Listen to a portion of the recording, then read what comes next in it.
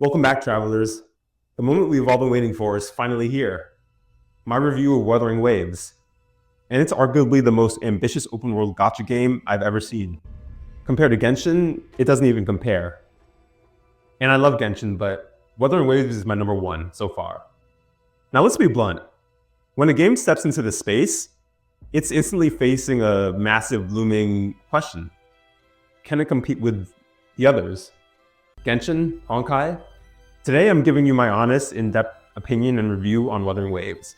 So let's dive into the pros, the cons, and the definite verdict. Let's get into it. If there's one area where Wuthering Waves distinguishes itself, it's the combat.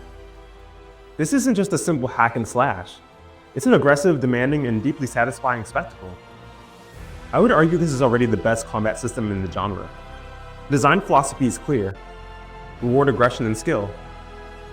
The mechanics are layered, and you successfully pair your enemies while attacking immediately where there's openings.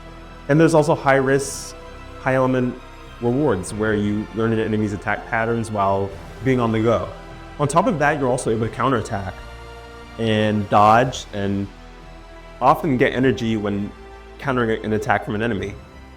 The ability to launch enemies and continue combos in midair is fantastic. On top of that, the coordination between characters executing joint attacks during the swaps, it's buttery and smooth, and it's essential for maximizing damage. The battles feel less like character ability showcases and more like a challenging action RPG. If you're looking for a game that respects and rewards players' skills over pure character stats, then this is your new home. Next, let's talk about the game's core unique feature, the ecosystem, or ecosystem to be clear. This is the key element that elevates Wuthering Waves beyond being a simple combat showcase. After defeating certain enemies, you have a chance to capture their echo, which is essentially their ability. You can equip these echoes to your characters and allows you to transform and unleash the monster's power within. This system is brilliant because it perfectly manages to merge and bring together world exploration, progression, and combat strategy. Suddenly, every enemy in the open world isn't just XP or resource, it's a potential new ability or a stat. It constantly encourages you to hunt down different enemy types to experiment with and gain unique abilities and utilities, like healing, crowd control, and many others. It makes farming feel meaningful and directly connecting you to the world in a combat sense. Now we have to talk about where the game stumbles, its performance and polish. While the cinematic cutscenes are gorgeous, the game can be quite resource intensive, especially on mid-range mobile devices, leading to noticeable drops. There are also early reports of minor visual bugs and other issues with character animations, but that's from other sources. Secondly, I would look at the early UI and tutorialization, which can be overwhelming. The screen is often cluttered with markers, daily tasks, and system notifications.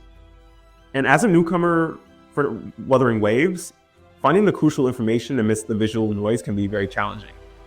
It was hard for me, and it feels like they just front too much in front of you when you're trying to accomplish a task.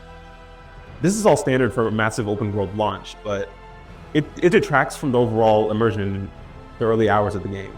And while the combat feels fresh, the world building and initial story pacing feels a bit familiar, especially if you're coming from other open world giants. The world design feels vast, sometimes lacking, but you get a sense of wonder that defines the best titles.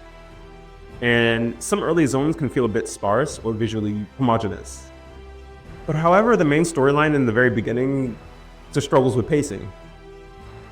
But then as you move forward throughout the next chapters, it starts to get better and very interesting, especially for the main character, Rover, who you'll be playing as. So here's the final verdict. Is Wuthering Waves the next open world gacha king? It's a bit too early to claim the crown, but Wuthering Waves is a very powerful contender and one of my number one favorites so far. It respects the player's time with excellent progression, and it respects the player's skill with phenomenal combat. If you value deep, aggressive, high-skill action and a unique progression system like the Echoes, then Wuthering Waves is absolutely worth your time and resource management and investment. Kuro Games has built a fantastic foundation that only needs time and polish to truly shine. But I don't want to spoil anything for the future if you haven't played it yet, because there's still more to the story of Wuthering Waves and Rover and his deal with the Lament. But I would recommend giving this game a try to see if you like it. Also, if you haven't already, or if you're new to the channel, toward the end of this video, don't forget to watch my recent video on the best anime games and gacha games you can play in 2025 and 2026. On top of that, I'll be doing a review of my experience with Genshin Impact and why it's a must-play for many of you. Keep a lookout. Other than that, have you jumped into the Teyvat yet? What are your first impressions of the combat and the ecosystem? Let me know your thoughts in the comments. Like, subscribe, and thanks for watching. I'll see you on the next step of our journey. Take care.